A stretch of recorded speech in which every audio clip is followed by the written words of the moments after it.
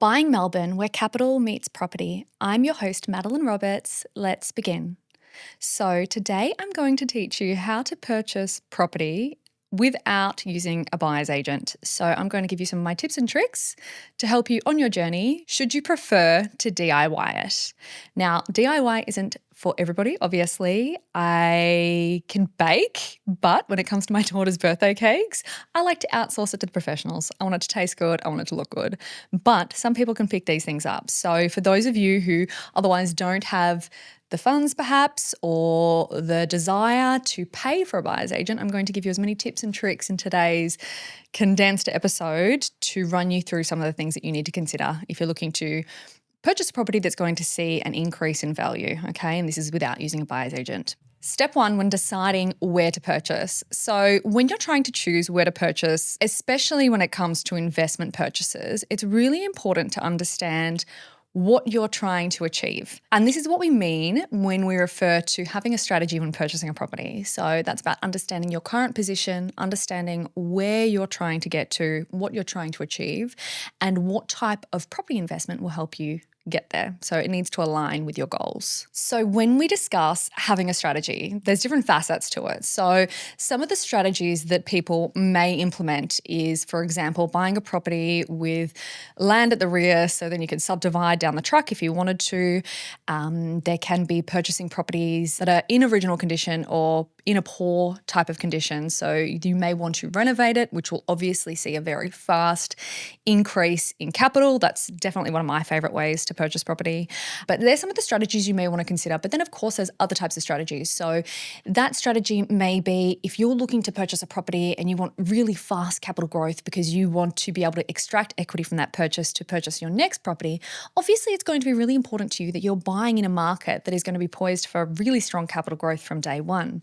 Then there may be a strategy where you're trying to purchase property with more of a long-term mentality. You're not in a rush to buy the next, so you're looking more at areas that are going to have a really stable amount of capital growth over a longer period of time. So this is what I mean by fine-tuning your strategy so that you're very clear on what it is you're trying to get out of your property purchase. So once you have your strategy in mind, next it's time to decide the location where you should be buying. So some of the things that we consider and look at is, if we're going to start from a macro point of view, that's assessing across Australia wide, and we're looking at different states and how they're performing. So something that I talk about a lot is how different locations move in cycles. So that's very true, especially when we look at states.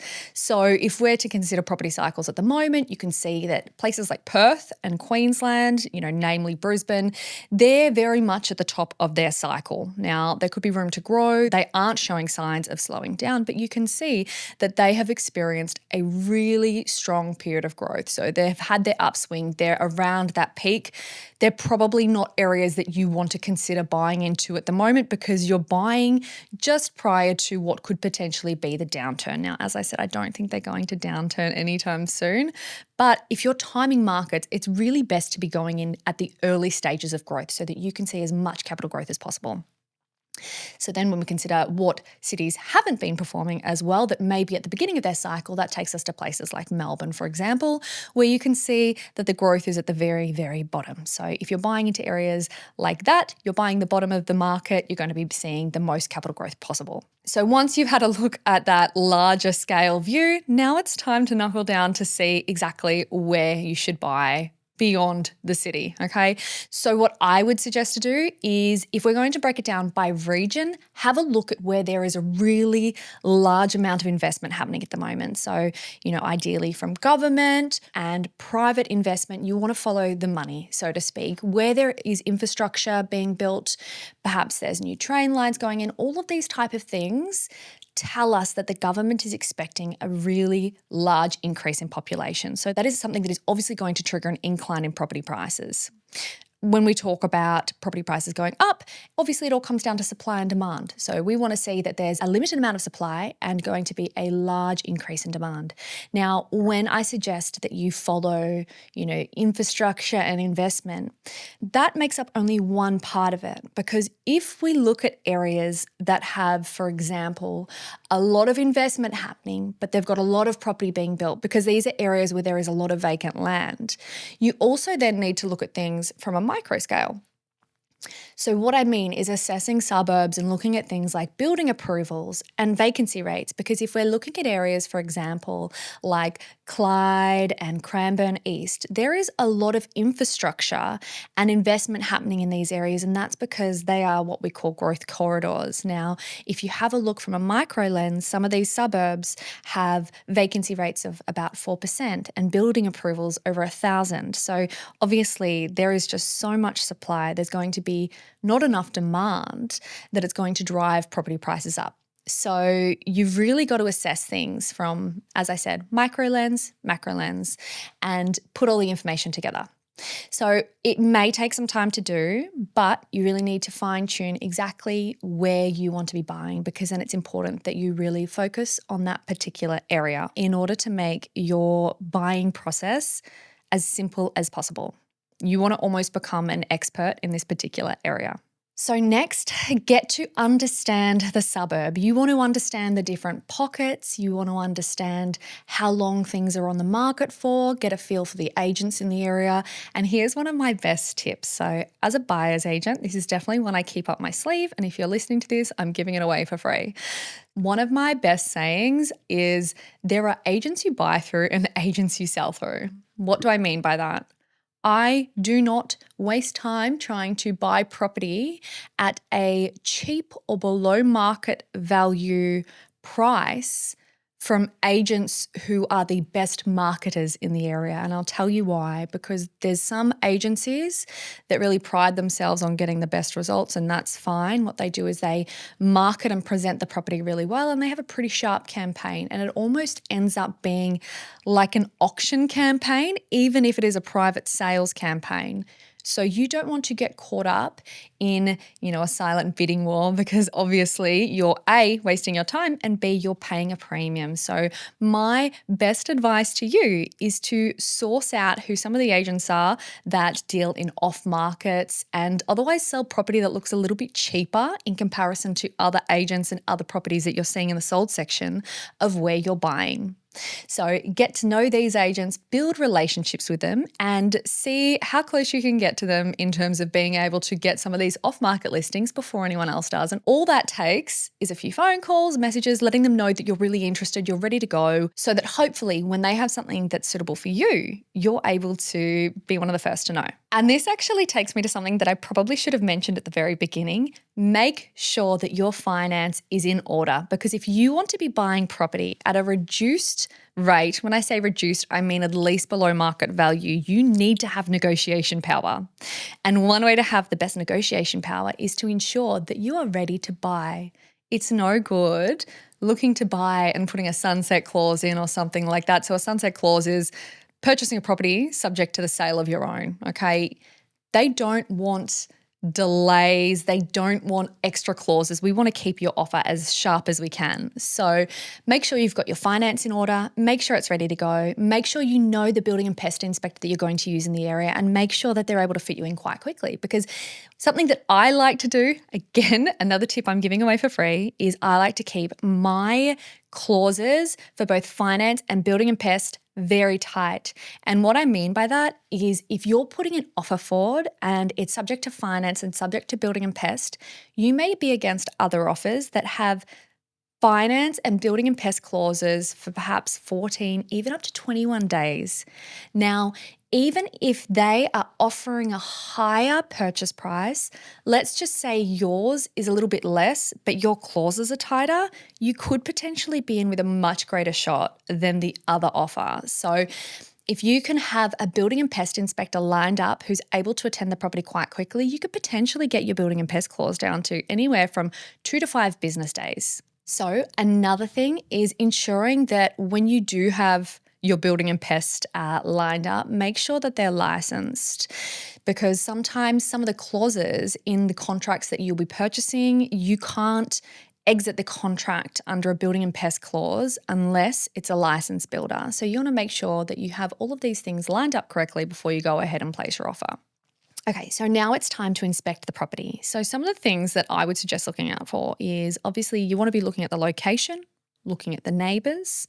How do they keep their property? What type of pocket is this particular property in? How is the property kept? So things that are worth looking out for that could potentially cost you a lot of money.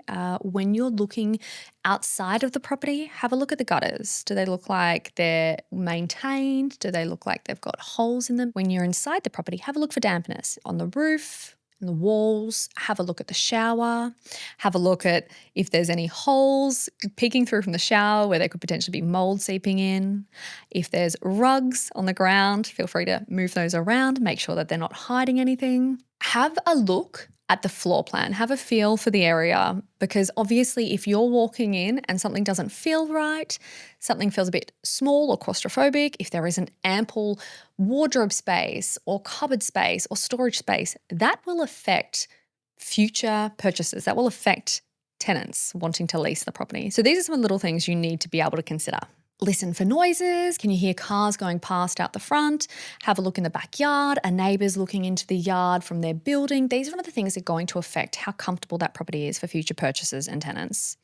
Now, there's obviously a lot below the surface that we're going to rely on the building and pest inspector to be able to look at for us, but these are some of the things that can help you potentially save money before getting there if something looks or feels off. At the inspection, have a look at how many people are present. Obviously, this will help guide you as to how competitive the purchase price will be on the property, but also, as I said, ideally see if you can purchase property off market, because I don't care what anybody says. I truly believe that off market property is some of the best way to buy, provided you're buying and looking at the right off market opportunities.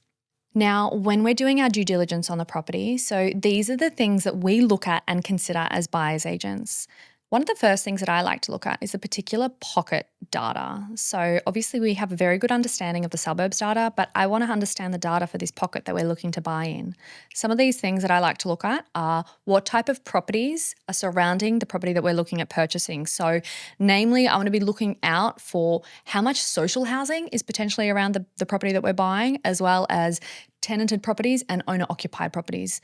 It's not good to paint either of these with the one brush. However, what we do tend to see is that obviously an owner-occupier heavy pocket, the properties and the gardens and things like that are generally better maintained. So it's not always the case, but something to be mindful of. Obviously, if we have a property that's surrounded by social housing, it could be known throughout the suburb as a rougher pocket potentially. And we don't want to be buying in those areas where they're renowned around the suburb as being rougher, because obviously that can detract tenants. It can decrease the expected rental amount. And on top of that, if you do tenant the property and there's a lot of constant disruptions, obviously you may find that you have a higher tenant turnover. So that can mean, a regular loss of rent, regular lease fees. It can just end up being more trouble and headache than you're after. So these are some of the things that we like to do when doing the due diligence. On top of this, we also have access to data which anybody can access themselves. You are able to look at things like noise heat maps. So obviously if we're looking at a property and there is a large concentration of louder noises in that particular pocket, we want to understand why, because obviously that is going to be disruptive to the tenants and it can affect future resale value. On top of that, some of the other things that we look at are there easements running through the property? If they're towards the rear or the side fence, generally speaking, it may not cause too much of an issue, but we need to be mindful of that. If you're looking to build something at the rear potentially at some stage, you obviously don't want some sort of strange easement running through the middle of the property, and that will also detract future buyers. On top of that, we like to look at flooding overlays, because if you have a property that may potentially flood, that is going to put a heavy increase on your insurances. And if the property actually does flood, well, that's just a major headache waiting to happen. So these are all the things that we can do to mitigate some of that risk. We also like to check insurance quotes, make sure the insurances aren't crazy high, because if you're looking at insurances and they're, say, above $1,800 per year, and I mean, we've seen insurances that can go $2,500, $3,000 per year in some of the areas that we've purchased previously, you want to avoid those places because that is naturally going to eat into your holding costs. And these are all of the things that you need to consider if you're looking to DIY your own investment purchase. On top of that, when we're looking at mitigating risk, we also want to be looking at what's going to optimize future resale, particularly, we want to be able to sell on to owner occupiers because they're the people who get the most emotional. They're the ones who are going to pay the most for your property. So other things we naturally want to avoid are things like train tracks close to the property. You don't want constant noise going past. You don't want to hear a train horn going through your backyard. Bus stops. Now, there's no major concern with bus stops, but at the front of your property, you're going to have people, sitting on a bus stop out the front of your property. It's just not appealing. It's not comfortable. So these are all the things that you want to consider. Naturally, we avoid main roads and thoroughfare roads. So these are some of the things you might want to take into account. There's probably a lot more that I'm missing, but you can see what I'm saying, that you need to really do your due diligence on the property, the location, and you want to ensure that you're optimizing for future resale. Next comes negotiation. So you want to be as good as you can at negotiating on the purchase because you are now up against a professional. The sales agent is engaged by the vendor to get as much money for the purchase as they can. Their commission also relies on this. So you can trust that a lot of these sales agents are negotiation experts. So some of the things that you can do to strengthen your negotiation skills. 1, speak to the agent. Before putting an offer in, understand where are other offers. What are the vendor's motivations to sell? Because these are some of the things that you can use to your advantage. If it's a first and final offer scenario, I like to put my offer in last, and that's because I like to speak to the agents to understand where other offers are.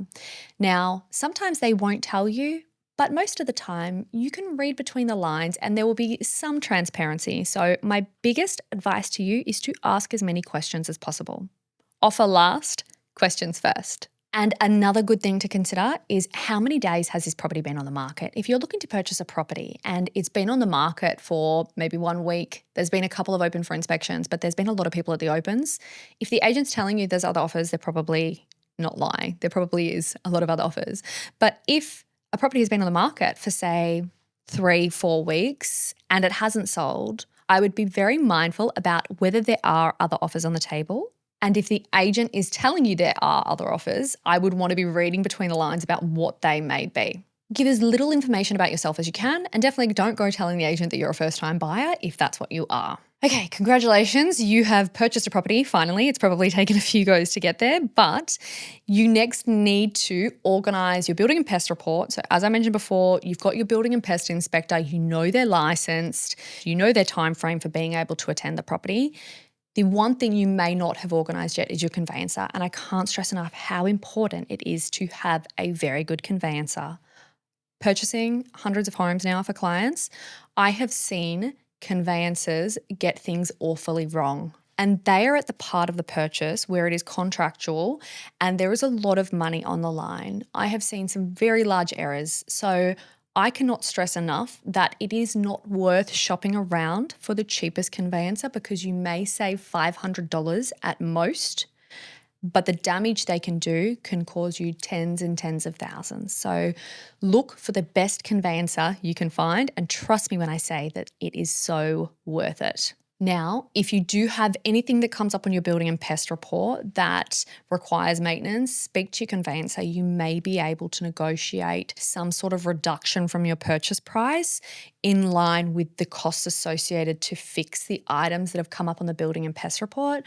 But if you can't and you're happy with the property otherwise, obviously this is the time to go ahead. I hope you have managed to take away something from today. It's a very condensed overview of some of the things that you need to do or consider if you're looking to purchase property by yourself without using a buyer's agent. If you are looking to engage a buyer's agent, you can always reach out to me at mradvocacy.com.au.